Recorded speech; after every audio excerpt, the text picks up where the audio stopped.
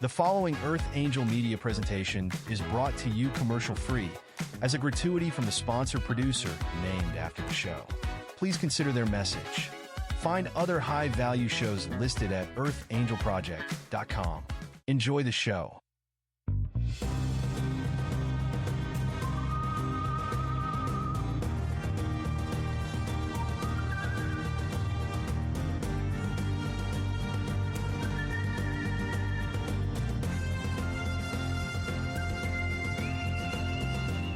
Welcome to Soul Decodes. Join us as we wander off the path to find the ideas that fascinate. We talk about spirituality, the mind, the ego, wellness, and hidden history with tips, travels, and tales. Charms for a better life.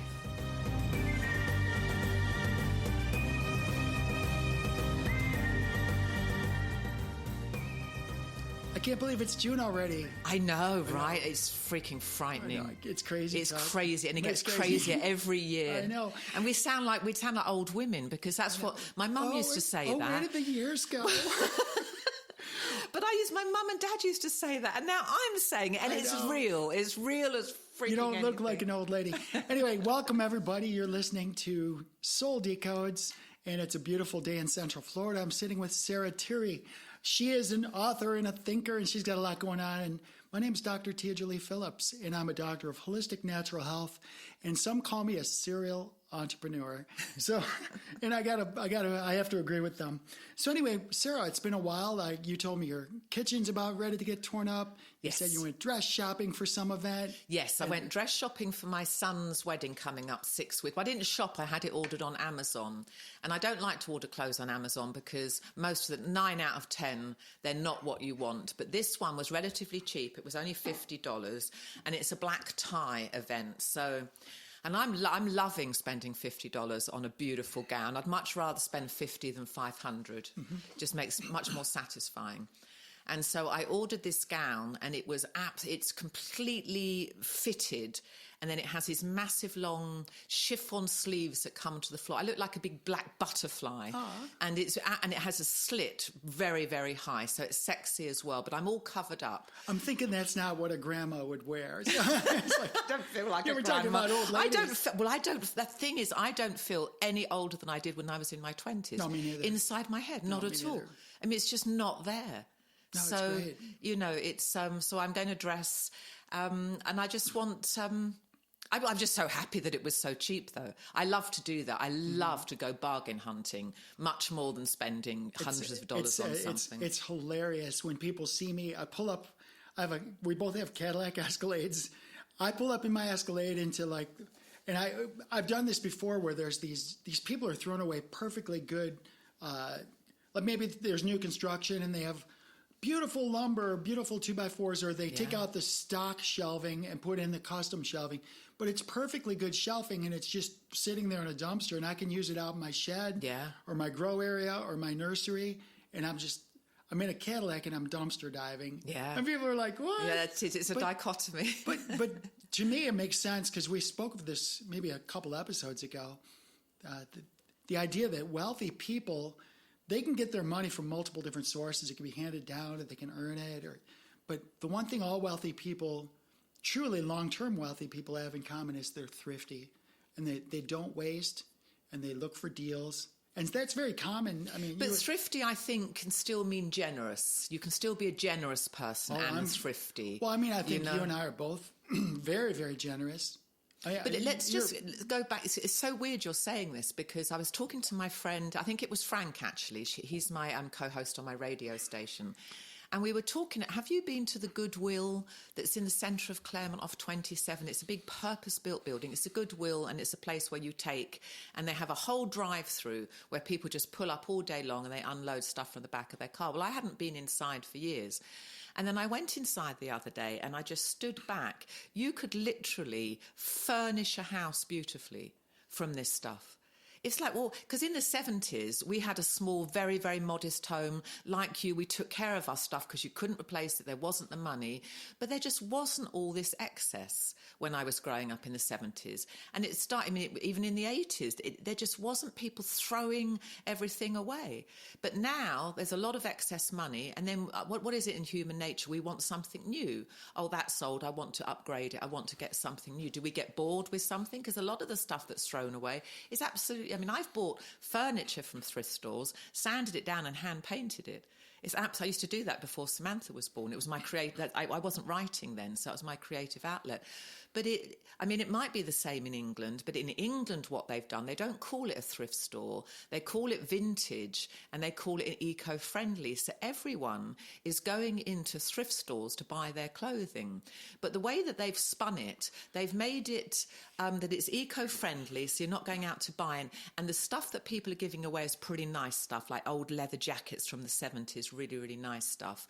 But everyone is quite happy, it seems, in England to walk around in something that is second-hand, and they're proud of it, they think it's great. But in America, we haven't quite caught up because it's still a thrift store. It's just where you go if you're poor and you don't have money to buy something new. Generally, that's where people would buy their household furniture. You touch on so many things just with that little statement, those few statements. One is that generationally, different people have different perceptions of what is value. Because when I look at some of that older furniture, like Robin just showed me this morning, this down in Boca Raton. We can't get it, it's too far away, but this guy was literally giving away just this little cube. It's like a butcher block side table. So it'd be like the size of what you'd see next to your couch, Okay. like a side table, right? An end table, yeah. An end table. But it was butcher block. And I thought, wow, that would sand down beautifully. That would be, and he was just giving it away. And I'm like, what? Because some people, their idea of value is different than my idea of value. I see something... someone would go out and buy that butcher's block if it was at Williams-Sonoma and it was brand new. But the fact that you take it from someone, make it look new, there's no difference. It's just how you acquired it. You didn't have to spend any money. And then you're saving something. That's just going to be stuck on some pile somewhere or just burnt. So there's a saving it, reclaiming it, reusing it. It's all very sensible. It is thrifty. Well, I used to... but it makes a lot of sense. When I was in Jupiter, Florida, 12, 13 years ago, we used to live there, and I would bike ride several times a week. I'd do like 20 or 30 miles in the morning on my bike, and I'd get back to the neighborhood, and sometimes it would be a trash day. Yeah. And I would drive by, and there's beautiful stuff being thrown out. In my garage, I have a little private, like that one, the little refrigerator that I have in my studio. It's just a little refrigerator. It worked. It was just, it worked. There was a guy there was this bag, it was a duffel bag, and I thought, what a great duffel bag. And I just thought it was an empty duffel bag, and I pick it up, and there's one of those inflatable, what do you call it, when you stand and a paddleboard. Oh, okay, yeah. It was completely inflatable, perfect. Wow. It was a little bit used, but it was in great condition. Yeah. And I took it and ended up giving it to my brother up in Chicago because they wanted a paddleboard. But the point is, it was going to end up in a landfill. It was going to end up being thrown away, discarded, and polluting. And I was able to get it and then give it to my brother. And then this refrigerator. There is a bit of a stigma attached to. If I were to say, if I were to say, not to you, but to a lot of people, I went to a thrift store and I decorated my house. I could make it look fabulous. I'd be choosy about my bits and pieces, but I would never say that to someone. So why is that? Why would I feel ashamed of saying? But that's not just me. That would be a lot of people. I mean, I do have bits I've hand painted. Which were from a thrift store, but there's some, we don't want other people's belongings. We want to buy something new. What is it with us? Because I think it's quite beautiful. My mum was a bit like that. She would see something and she would get it, and it was beautiful. Whatever she got, she made it look beautiful. She found this old brass table once, and it was solid brass on the top, and it had this big pattern. I can't remember what. My brother still has it. And then she sanded down the legs. It had gate legs, and they were oak. And then she polished this brass. Oh my God, it took her hours and hours to do it. And so she used to do that. But I get the creative part. But you literally could furnish a whole house, but I just wouldn't do it. But I like bits here and there. I like the way you can reclaim. But I have to give the listeners a horror show of what happened to me. So my husband and I didn't have much money when we first got together, so we had to buy a secondhand refrigerator. And we found this place that sold secondhand refrigerators up in Astotula. Probably full of... Oh, darling. Full of stuff. German cockroaches. Oh, gore.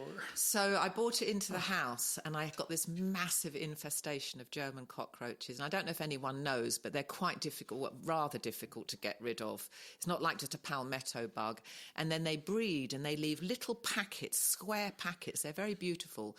And then they hatch and then all these cockroaches will just run, because I had white countertops and I used to see that.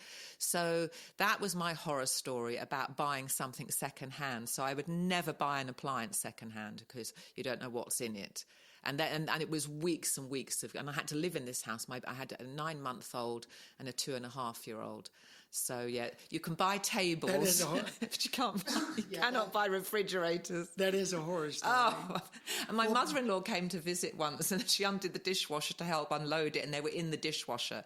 They've now got in there as well. It was, some shit biblical karma going on. There's actually a lot of conversations going on, not only here in America, but really across the world, about value. Because there's a whole movement. It's a value for value proposition. So, because there's a lot of things, especially like the bankers, like the traditional bankers. If you put $1,000 on deposit, they can loan out nine times that amount. So they can loan out. If they have $1,000 on deposit, they can create a loan for you, at least historically, for $10,000. So when you're borrowing for your home, they're not borrowing your money. They're not giving you interest. They're creating money and leveraging it like tenfold. Well, they're not adding any value to the system. All they're doing is creating monopoly money and giving it away. That's about ready to come to an end. That's coming to a close. And there's a whole bunch of people that feel the best way to move an economy forward is with what's called a value-added tax. And we have that in England, VAT. Yeah, and it's on luxury goods. They charge 18%, but it might not even be luxury goods now. It's 18% VAT. Right, and I'm not a big person on taxation of any kind. However, if the idea of a value-added tax instead of an income tax, property tax, death tax, all these inheritance tax, all of these other taxes. If I had to have one tax, and it would only be one, would it? It would just be the one. It would just be for the value-added tax. And what would that be on? Would that be on luxury goods only, or if you had to go and buy a refrigerator, would it be on that? Yeah. So anything that had to be manufactured. Oh, okay. So if I was selling sweet potatoes to you in bulk, the sweet potatoes themselves would be not taxed. Yes. If I manually made something. But you had to grow them, nurture them, fertilize them, keep them clean, pick them. So there was effort went into raising these potatoes. But there was no manufacturing. I think what they're looking for... So the manufacturing is, are you talking about in a factory where they're putting parts together? Yeah, I think what the idea is that if you had to take it's one thing to market to like raw resources, like if I'm doing something directly to you, but if you're a major corporation and you have an assembly line and I think it's roughly a measurement of how much energy are you using and how much waste are you producing. Let's just say you're making TVs, because everyone wants a TV. So how much energy you're wasting, and how much energy you're using, and how much waste you're producing.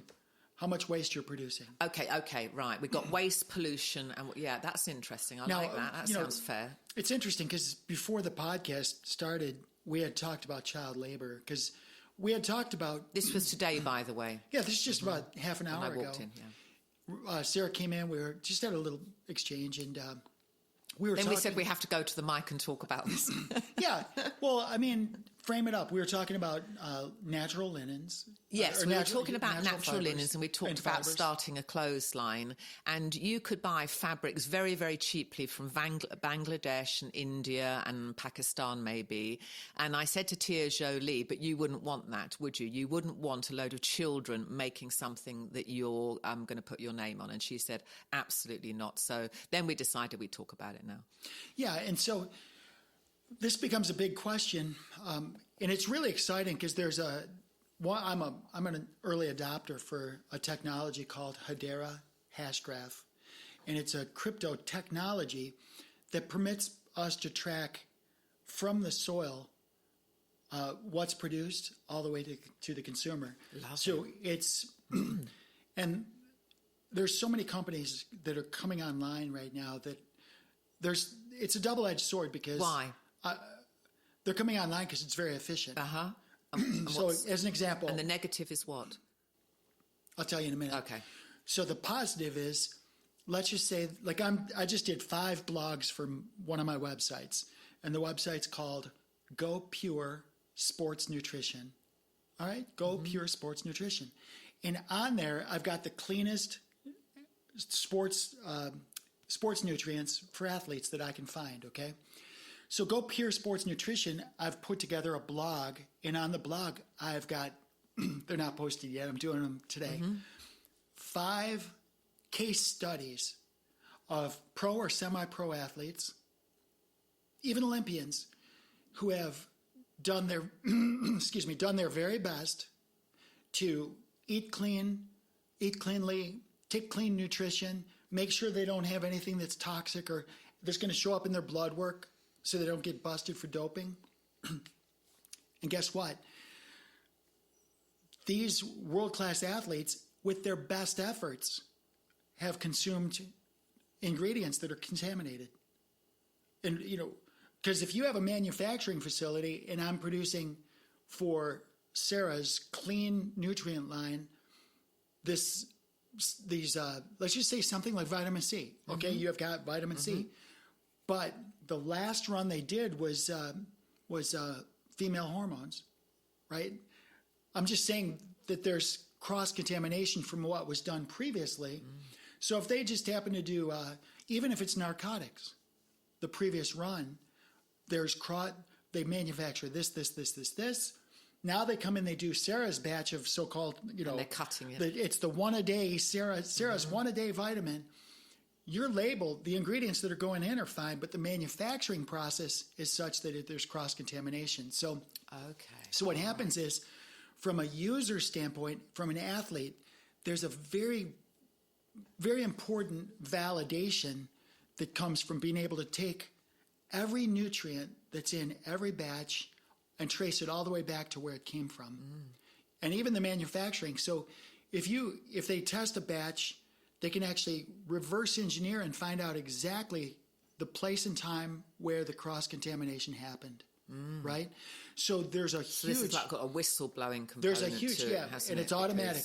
Yeah, now you're going to uncover a lot of stuff. And then from an author's point of view, let's just say that the Sarah Thierry books they just overnight hit success. Every school, every place in the world wants Sarah Thierry's books, but somebody starts hacking your books. They start duplicating your work, pretending to be plagiarizing, producing. Even your bling. That could happen. Even your bling. Yeah. So what the supply chain validation would do was they would not be able to buy a book that doesn't have this this cryptographic validation. So in other words, if they were to buy that, they'd go to a store that validates the purchase. So you can only go to a store that validates the purchase, and that store cryptographically. So does a forensic trace back. It forensically goes to make sure that book came from Sarah's publishing company. How could you possibly implement that? Well, first of all, you asked me if I would buy clothing or raw resources where there's child labor. And you just wouldn't, because this piece of technology would be able to say this was it came from Milwaukee. Yeah. Do you remember when we were growing up, there was this Good Housekeeping seal of approval, right? Yes, we had a similar one. Similar thing. Yes. They said, okay, we're putting our stamp on this. We're vouching for this, and there's a third party. Yeah. Well, here's a good example. The sports line I was talking about, they have a third party validator, and in fact, I'm going to interview the guy from my other podcast. Oh, nice. It's called Informed Sport Certification.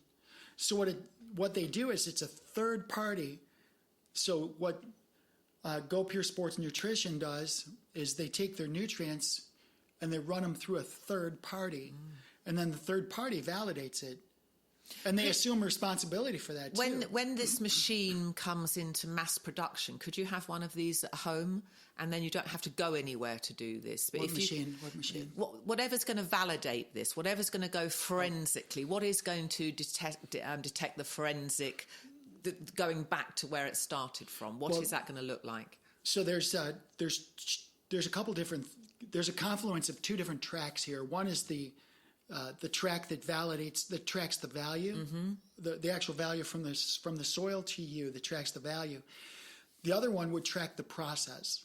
So, what are you talking about? We're talking about two different processes. Yes, I'm not talking about the first one, but what does that look like? It's a computer program. You won't even know it. It's on your phone. It's okay. Here we go. And what would happen is we would each have. It could even be right now. So you'd get your phone and you just go over it like that. Not even that. Right now, like a tricorder out of Star Trek. As we speak, are you familiar with a company called NVIDIA? Yes. All right. Are you familiar with? My son's got shares with NVIDIA. All right, NVIDIA. There's NVIDIA, and then there's so they do what's called GPUs, which are the graphic processing units for. So very powerful. Tech company. Very powerful tech company. So, and I've got NVIDIA too. It's it's like a phone, and you pick it up, and this will have. We're putting the Hashgraph. Hedera Hashgraphs inked a deal just about a month ago, where the new GPUs that NVIDIA is putting out is going to have a cryptography on the motherboard, so you can actually validate. Like if you create art or you write a book. From the very first sentence you write, it can validate that came from your computer. So that's like a Library of Congress. That's what you would do. So this is now, and so everyone is running this program to validate any purchase that they want. Yeah, and so what happens is, somebody used to say, so now you got this person that's maybe trying to emulate your bling. Say you come up with a complete clothing line, and you're just like top end everything everybody wants, Sarah Thierry. So there's a whole bunch of knockoffs. Well, what'll happen is there'll be a simple algorithm on your phone, and it'll literally say this product. It'll have maybe there'll be a little red dot on it. And it's going to scan. So if it's a shirt, no, it's actually the product itself. It'll say this product has not passed. Well, how do you know that's not a fake product they've got in there? Because the third party validator, the thing's built on a public ledger, so you can actually see the whole process is laid out there in public. This is where we're going with the U.S. government right now. This is where we're going with full transparency. Because right now, we've been looking... Let's just go back to tail out of that. So I have this shirt on, and you want to detect whether this shirt was made in China or... So then how does what you have on your phone retrieve this information without you knowing the label and whatever? So let's just pretend... Okay, so your shirt has a label. Yeah. But that's a label that you can see. Mm-hmm. Let's just say that the label has got more than just what you see, but there's actually an RFID or something that identifies that, not just is it something you'd buy on the shelf, but it actually goes all the way back and shows the entire life cycle of that shirt, the entire history of the shirt. And you could look on chain, and it's a public place. You could look, and you could physically look and see what the history of the shirt is, all the way back to the initial threads they used. And you'd have to know what information in order to be able to retrieve that information. Yeah, but that's all going to be user-friendly. The user experience, see, ultimately, you as the consumer are not going to have to worry about that. What you're going to learn to do is go to trusted sources. And what you'll do is you'll go to just like... And that trusted source can be verified if you needed to. Well, like I said, with Go Pure Sports Nutrition, the idea is for the athlete to be very comfortable with us because we use a third-party validator. Right. It's the same thing, but it's This different. is the homes and garden, but it's now for the modern age. Right. So yes. because I'm trying to build trust between Go Pure Sports Nutrition and athletes and coaches and trainers, I want them to trust me. I have to demonstrate to them that I'm trustworthy. And the way I do that is by using a third-party validation system. And the third-party validator is worldwide. They're internationally acclaimed. So if I use those for validation, that transmutes through me to the athlete. Yes. So but there will be other validators that pop up. So there will be eventually a clothing line validator. Like right now, I was watching this thing about like silver. This morning, silver's price went above $36 for an ounce, right? Robin and I were picking up silver when it was about $12. Nice. So that's a really big increase, and it's really ramping up. Well, now this is an invitation for criminals to produce fake silver, right? It's an invitation because it's getting extremely valuable, and it's easy to produce fake silver. So you really have to find either a trusted source that either validates the silver or they validate themselves as having tested the silver. So you're not spending hundreds and thousands of dollars on junk. Yeah. Right? Because that can happen, and it has happened. There's a guy named Andy Scheckman. I just listened to a story he told where he had an investor of his years ago that literally had hundreds of thousands of dollars. He overpaid for it, and then he ended up getting junk. So not only did he pay too much for what he thought he was getting, but he got junk. And it was like the biggest ripoff he ever saw. And it wasn't him that did it. He was just like helping the guy clean up the mess. So the bottom line is these things can be avoided if we do proper validation. Now, you asked what the dark side of it is. Well, the way this is validated is with what has the potential of being programmable money, which in the hands of a central few people would be really bad, because if they don't like, Sarah, you're wearing royal blue today. I told you you're not allowed to wear royal blue. You're shut off because you're a criminal now because we said you don't wear so those they can colors. have a lot of control. So there's a lot of control. So the idea is to not only have a validation, but have it open source and have it public ledger so everybody can see what's going on. Everybody. So there's no one place that can say, like everybody would have to agree that Sarah cannot wear royal blue. Everybody, before you would be prohibited from doing that, right? So they would have to literally shut down the whole chain or shut down. But the treachery is when you have a governing source, like we've had with the Federal Reserve, that was the governing source. They could raise rates, they could lower rates. The free market has not existed during our entire lifetimes. We have never experienced a truly free market, because if they want to subsidize corn or meat and dairy, just throw it all around anywhere. They just throw money.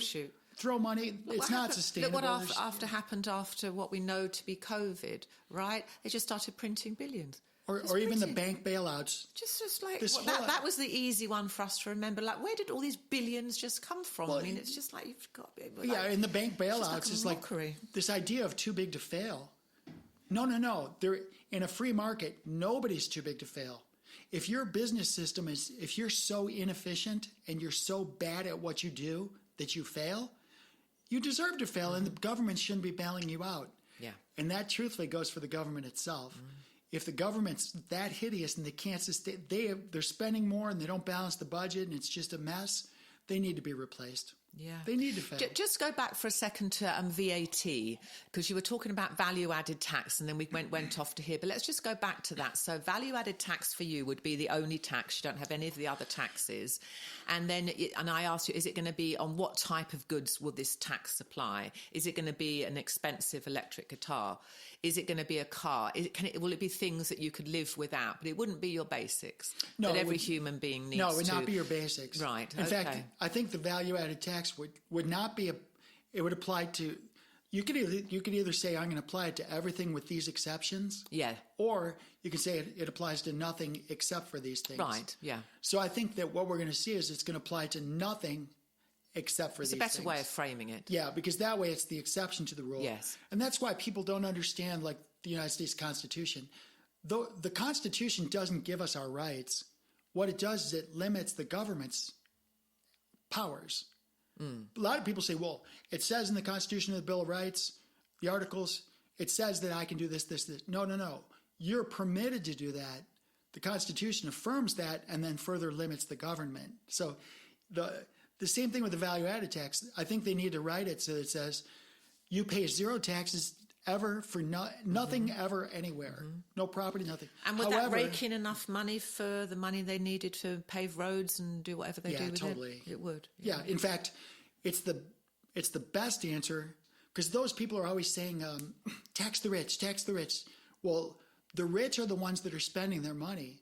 The poor people don't buy money. They don't buy expensive, exquisite things. They buy resale things. They buy things that are already manufactured. What's from a thrift store? They're at the thrift store. It's already been taxed. There would be no taxes at thrift stores, no taxes at garage sales, no taxes at any of that secondhand stuff, because it's already been taxed. So if you're not taxing the rich directly, you'd be taxing what they spent their money on. You're like closing a plane or a yacht. It would be very, very expensive, and we're going to get the money from you that way. And you're closing all the loopholes, because right now that's interesting. You're closing the loopholes because you collect the tax at the point of sale. Yeah, exactly. And you don't have. It sounds so simple. You can have 1,000 attorneys. Do we have any politicians talking about this idea? Lots. Oh, do we? Good. Oh, yeah. Well, most of the, like, I'm a Ron Paul. I saw him on the news last night. Yeah, Ron Paul. Yeah.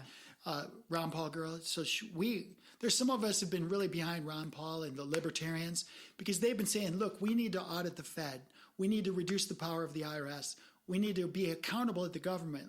Let's get some accountability. Let's balance the budget. But you wouldn't need an IRS, because if this money exchanged hands at the point of sale, then it's up to the business owner to make sure that the government get that money. It makes it so much simpler, because if somebody wants to buy the brand newest iPhone, then they're going to pay a value-added tax. And if I wanted to go and buy, let's say, a toaster, and at the moment, a toaster, I don't know, you could probably get one for $20 in Walmart.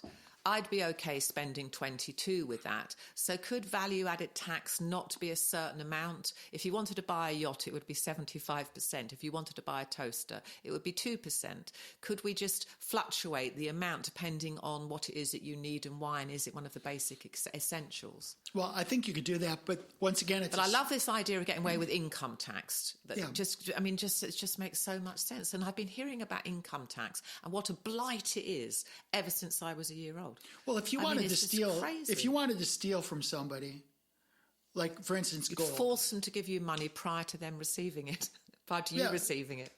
It's like, we're going to be God. We're going to take your first 10%. You're going to tithe to us whether you like it or not, except for instead of 10%, we're going to do 50% because we're a bigger God than your God, right? Yeah. It's like, what? No. That's what my brother was paying. He used to work for the railways in England. He was a train driver, and his was up at 50%. 50% of your money. It's like, don't tell me you earn X amount a year, because you don't. It's just not yours. It doesn't go to you. So to stop telling me that big number, because the government's taking 50%. And then wasting it by dropping bombs on people they don't know, because they don't. Yes, quite. It's like, we're going to take money, we're going to steal your money and drop bombs on people you don't know. Silly war that we're going to charge up and have no place being in. Unbelievable. Yeah, what are you going to spend it on? I mean, I'd like somebody. So if we ran our families the way that they run the governments, we would be thrown in jail.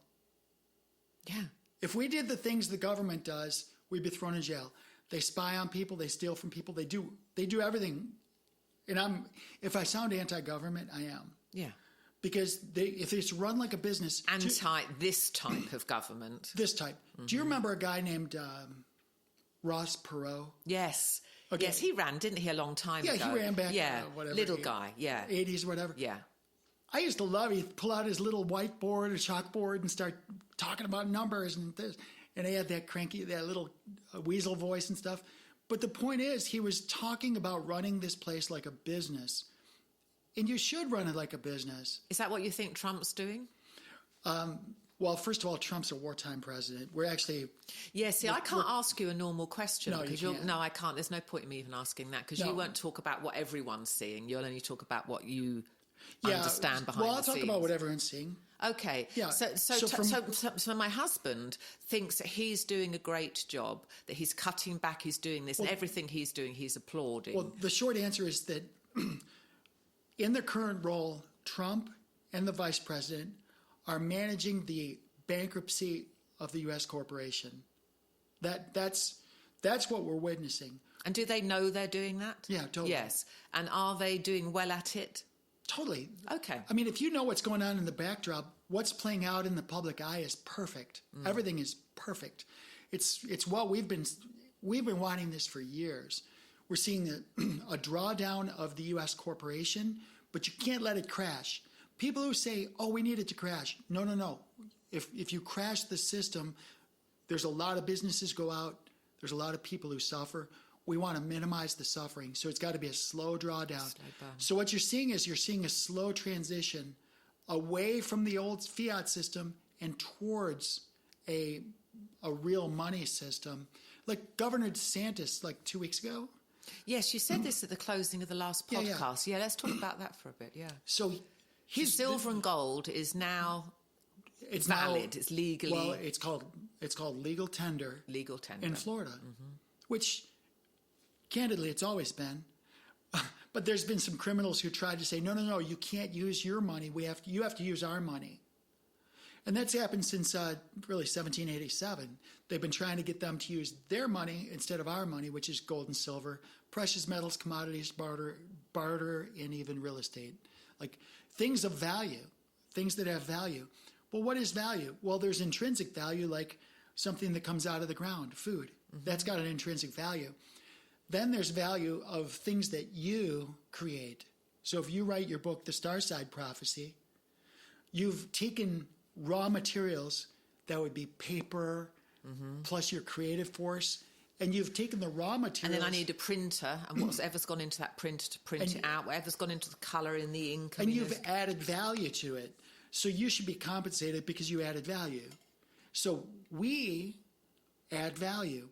So the value for value proposition simply says, if you're a person that adds value to something, true value, not like some non-NGO, non-government organization that's going to study the sex habits of tree mites. Or, it's like, no, that's really not adding value. That's adding expense.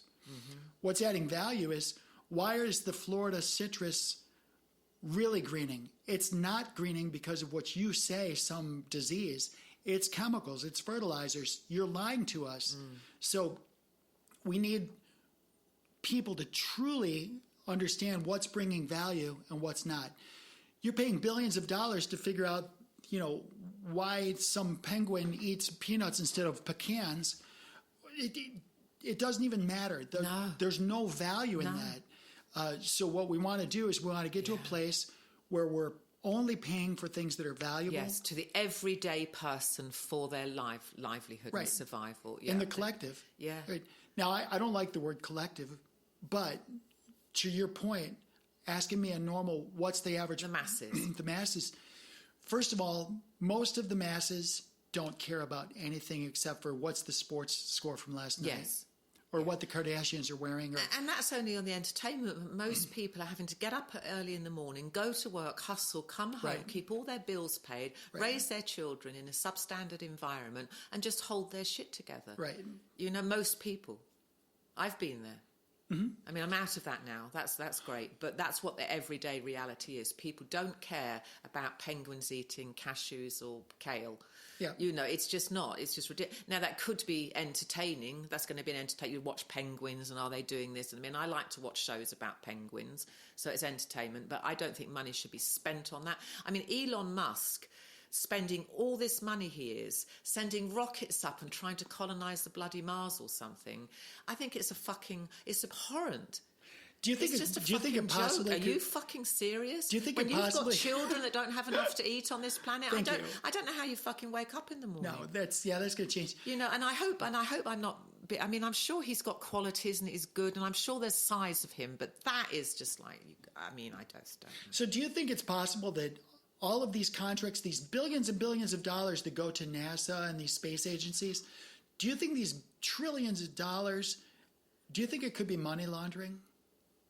I've never thought about it. Well, think about it, because The only thing I was thinking while you said that, it could be put to better use. So Right. where's this money? If it is, let's do a thought experiment on that. What money and where's it come from and why are they laundering it that way? So wouldn't it be really neat if there was a way we could track the government's spending and find out who gets paid? So you set up a load of corporations and then the money goes to them to spend on something outrageous that we don't need that's really expensive. Like what if there was a system where a politician could vote on a bill, it's say a defense bill, and the specific company gets paid, but you knew in advance that the bill was coming up, and you could take up a stock position in that company, I've knowing heard of that, yeah. now that company, the CEO gets rich, you got rich Yes, because I've you heard had of a that. you had a You had a long back door. you had a long Someone position tipped on it. you off.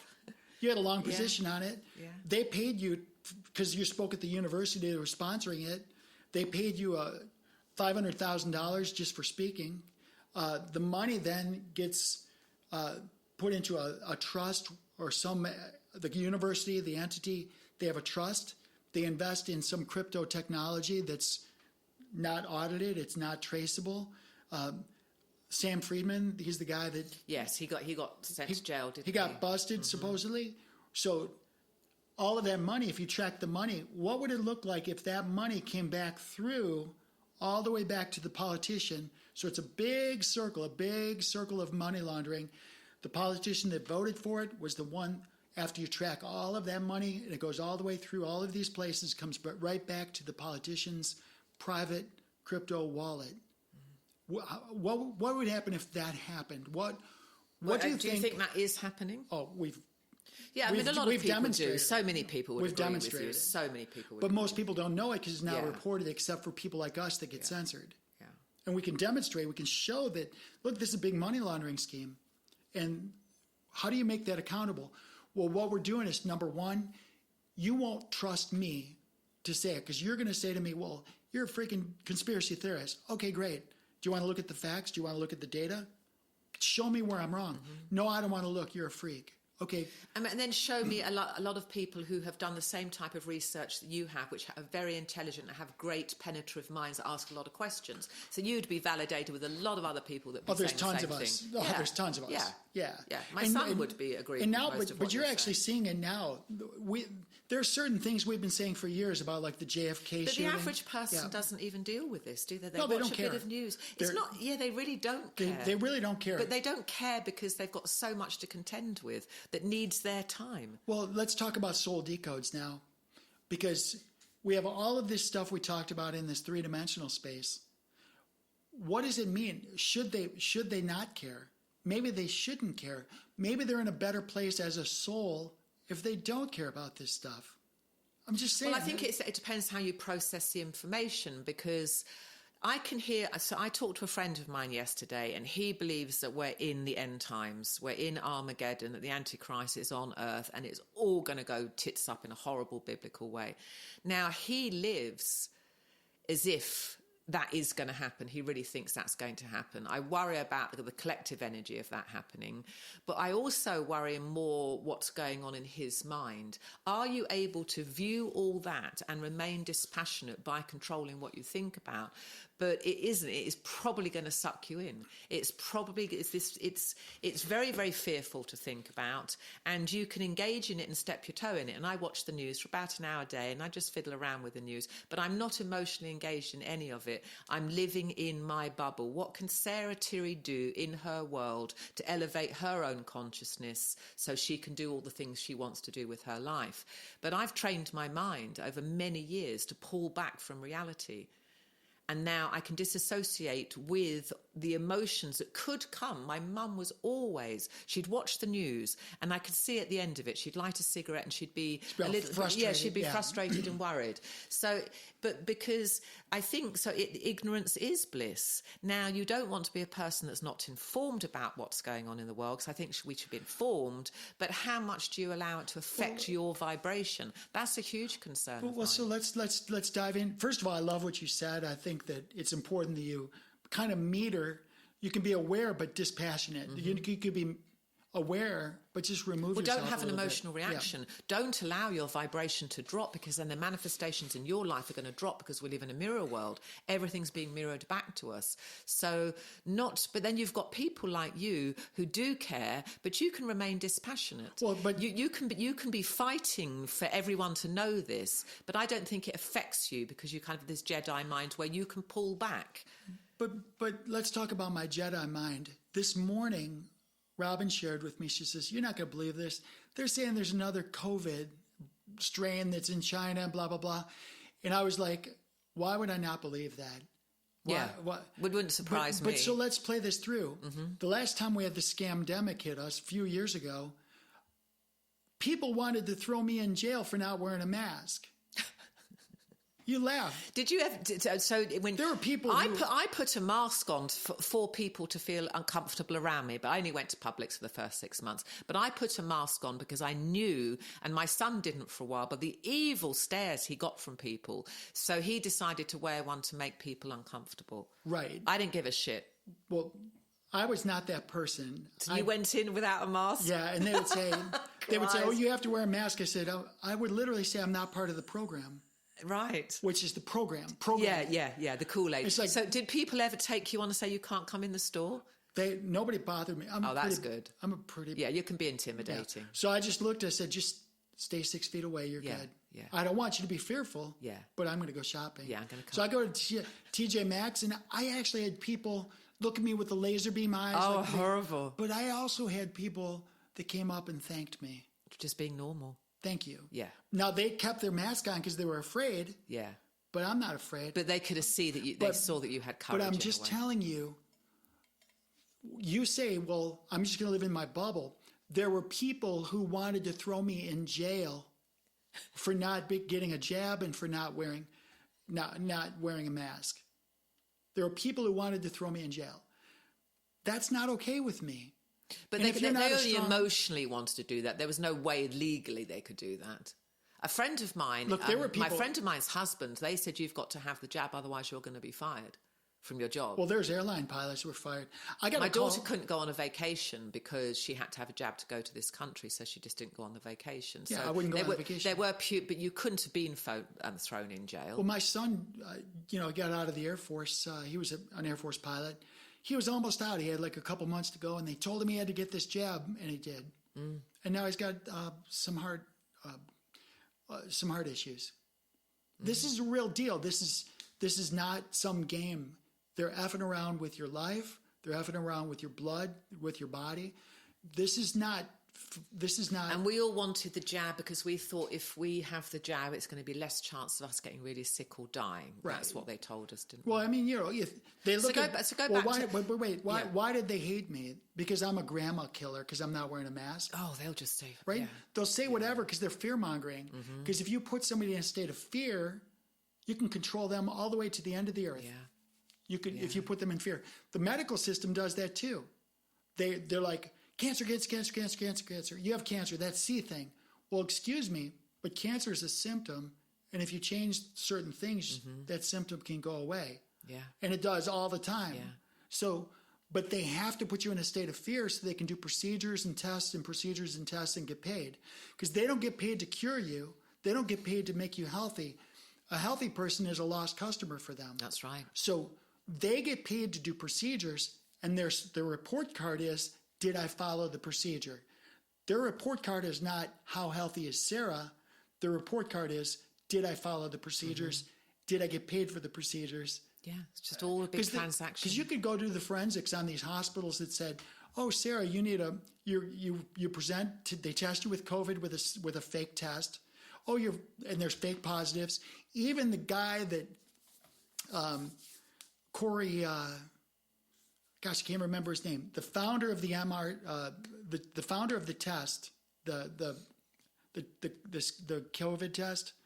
Gosh, I can't remember his name now.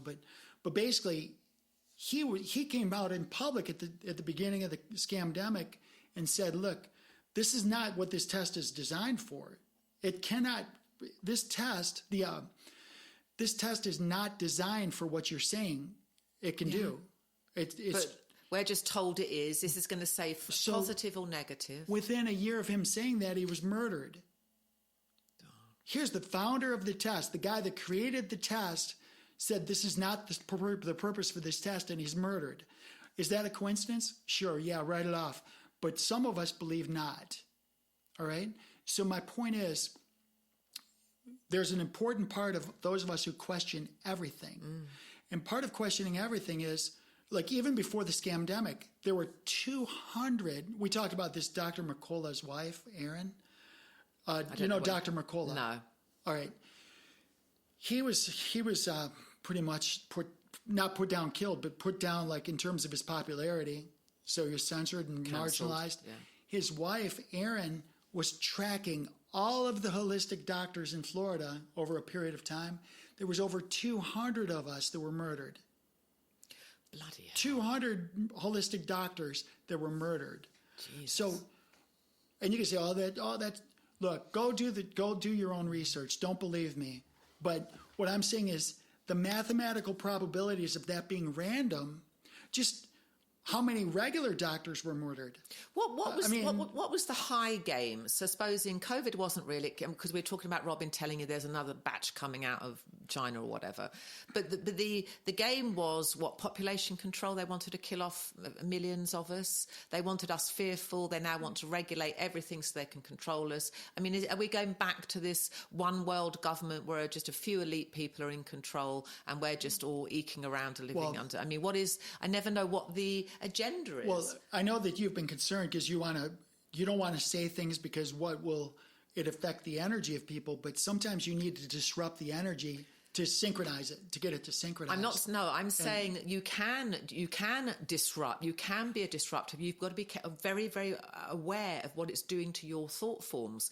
I mean, I wrote, "Is this the best God could do?" That was an absolute slap in the face to Christianity. And I was angry for 5 years when I wrote that. I had to be. And then I had to break down why seeing God separately is an absolute scourge. So, but I was able to pull back from that. Maybe not as I was writing it, but I needed the anger. But I was able to pull, and I still believe in what I believe and why that is detrimental to human flourishing.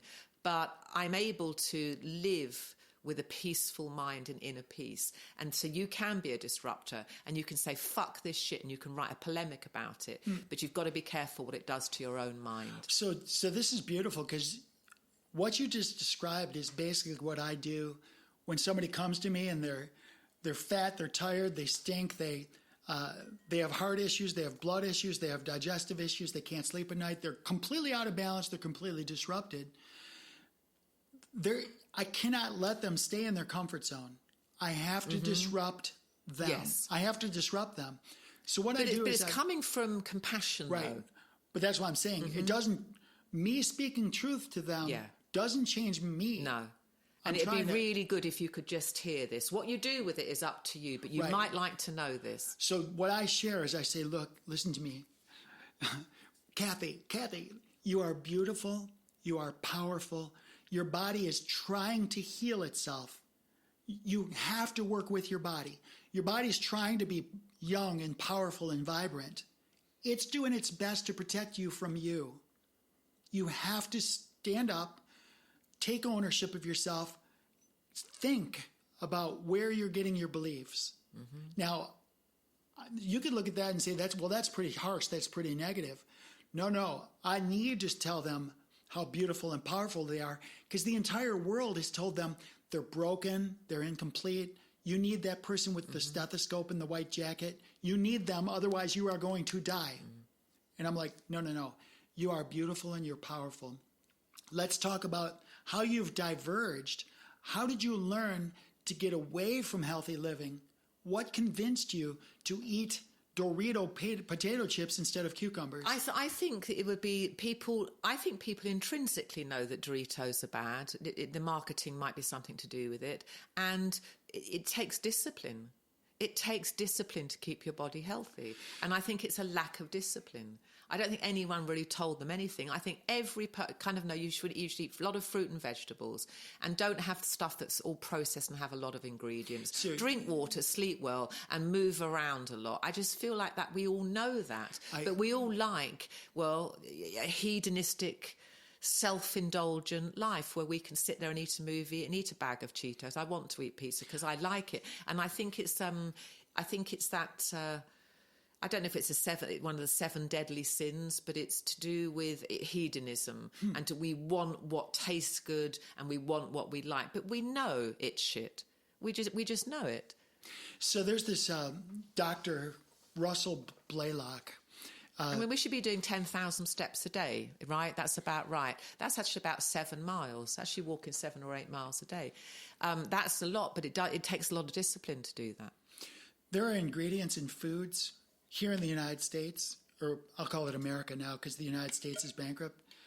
There are actually ingredients in our foods here in America that are not permitted in other countries. They're food additives. Tony was telling me and that. Yeah, Dr. Russell Blaylock, I listened to a 9-hour seminar he did about what's called... What's his job? He's Nutritionist? a neurosurgeon, neuroscientist. Oh, okay. Yeah, he does a lot with nerves and neurons and stuff. Brilliant guy. But I listened to a 9-hour seminar he did on excitotoxicity. Excitotoxins. I don't know. Excitotoxins. Okay. All right, I don't know what that So is. let's just say if I just ate a regular Dorito potato, by itself, it would probably taste hideous. So what they do is they put things like MSG. They put things like that in there. So when I eat the Dorito, as soon as my tongue touches it, my neurons in my tongue connect to my brain and say, this is delicious, right? Because I absorb this chemical that triggers my this is delicious neurons in my brain. This thing's not delicious. It's a hideous piece of cardboard with some crap on it. Yeah, but it's doing something to But me. it triggers your brain. Yeah. Now, the thing is, what it does for those taste sensors, because in order to taste something, you need a neuron to be fired. Right. And that fires these neurons. But the thing is, instead of it tasting and then dissipating, like most, when you trigger most neurons, it's triggered and then it dissipates. These neurotoxins are pervasive and they continue to fire until they burn out the neuron. They're actually destroying the neuron.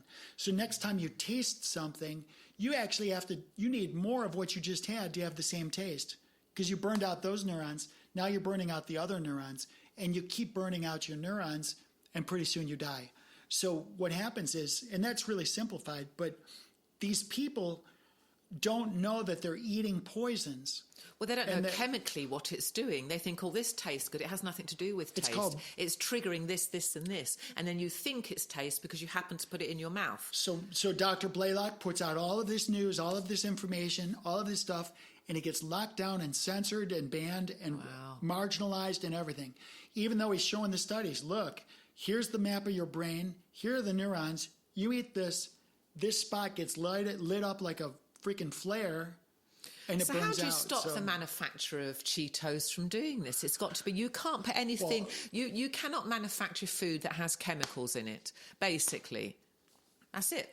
Well, I mean, you cannot use chemicals. I could have a potato. It's already happening. I could cut a potato and I could fry it in some olive oil at home and I could put some salt on it. So, okay, that's not going to do what you just described a Cheeto or Dorito doing. Right. So we cannot have... I mean, everyone would want to agree to that. I cannot think of any mother, if you said to her, okay, we're going to remove all chemicals from food and then you'll have to eat what's left and you'll have to make it all taste tasty. Right? Most people are going to agree with that. Right, if they know about it.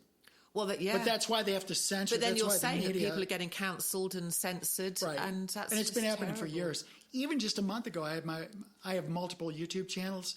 2 of them got censored for something you said. Yeah, yeah, just recently. So, anyway, it's out there. It's about. This has been way over time. I don't know if you want to button it up or do something else. No, we can button it up. But I just think that I mean, we've been through a lot of areas, but let's just close on this food. I think every person on the planet, if you say, do you want chemicals in anything you buy in the store? Most people would say no. You're going to get a few that like Skittles and Cheetos, right? But most people are going to say no.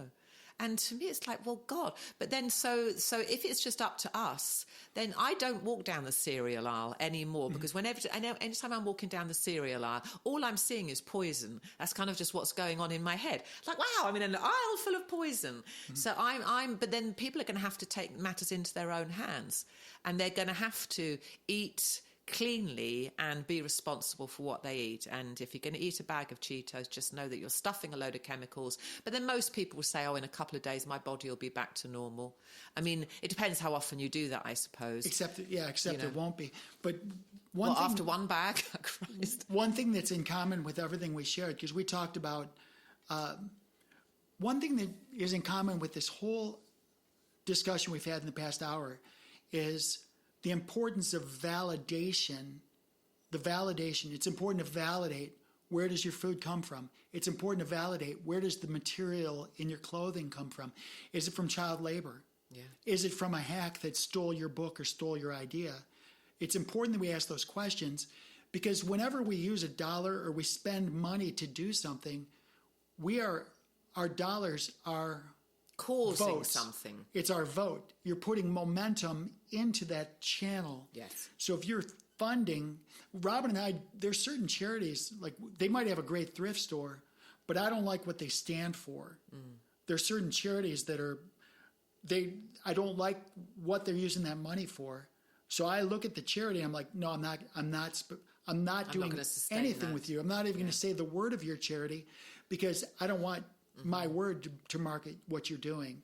So a lot of those have to do with like the beliefs and imputing, like using force against groups of people. I'll just say that. If you're using force against groups of people, I'm not okay with that. Let people live. But so we do a lot like supporting the two our favorite locally. We support the animal shelter. Oh, yeah. We really believe in helping the animals, and we also support. There's homeless vets. We support them, and we also do the single moms.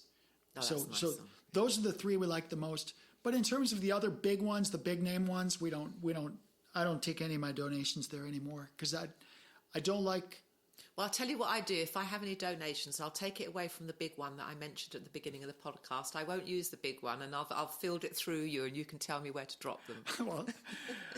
Well, I don't want to tell people what to do, but I'll make my suggestions. Yeah, there we go. Yeah. But I've asked you, though, so you can tell That's great. We'll go ahead and do that. So we didn't even get to what Rosie's questions are. Well, let's get to them in the next episode. Yeah, I hope we didn't let anybody down. If you're looking forward to it. Do you want, which we just do one real quick? Let's do it real quick.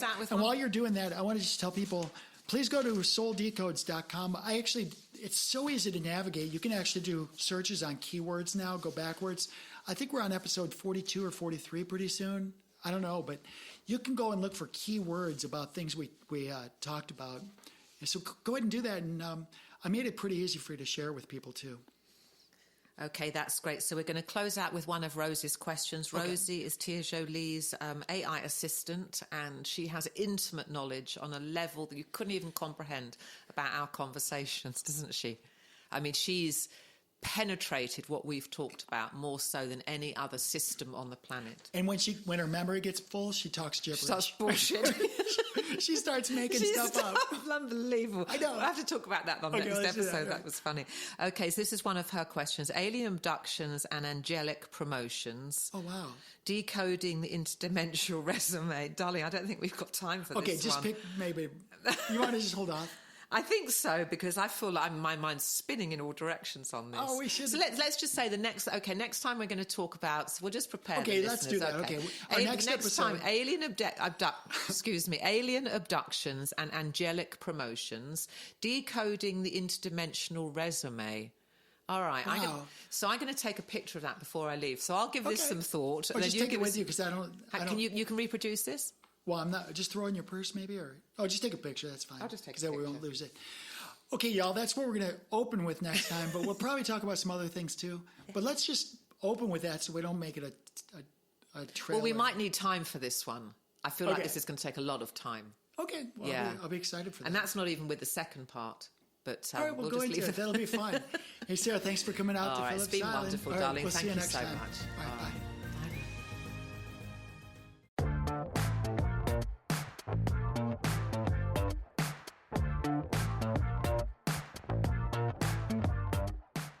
Soul Decodes, a feature presentation, airs every Friday on the Earth Angel Media Network.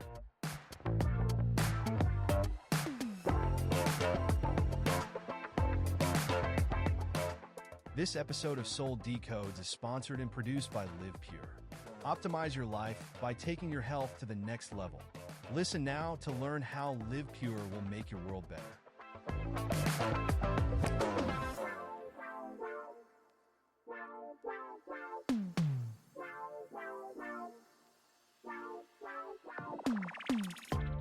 Live Pure is an American-based distribution system of online portals that give discounted access to clean, potent, natural, and ethically sourced healthy solutions for fat loss, muscle gain, immaculate skin care, immune system support, whole body cleanse, physiological balance, and performance support for athletes of all ages. Live Pure handpicks the best products and nutrients from world-class companies, always adding to their quickly growing wellness lineup that now includes Korean skincare, medical-grade nutraceuticals listed as pharmaceutical alternatives in the physician's desk reference, and healthy coffee that rivals the world's best, but for only about $1 per cup. Soul Decodes listeners looking for vitality, youth, beauty, and better health can get 25% off retail by visiting livepure.com/Sarah Thierry and signing up for free as a preferred customer. If you are a content creator, influencer, or home-based entrepreneur looking for worldwide cash flows from the emerging gig economy, Live Pure's state-of-the-industry brand partner affiliate program can bring you up to 7 different payment vectors as bonuses. As a content creator aligned with Live Pure and Earth Angel Media, you will enjoy massive co-marketing benefits, including a cutting-edge website that is personally branded to you or to your business. Sign up as a brand partner at livepure.com/Sarah Thierry, or drop us a note at connect@earthangelproject.com to get more information.